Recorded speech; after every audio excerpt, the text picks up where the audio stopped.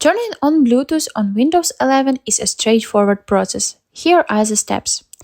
Click on the Start button on the taskbar. Select Settings. In the Settings window, select Bluetooth and Devices from the left-hand menu.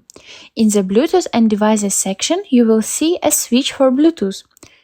Toggle the switch to the on position. Also, you can enable Bluetooth from the Action Center. Click on the Notification Center in the taskbar located on the far right side. In the Action Center, click on the Bluetooth tile to turn it on. If the tile is not visible, click to expand to see more options.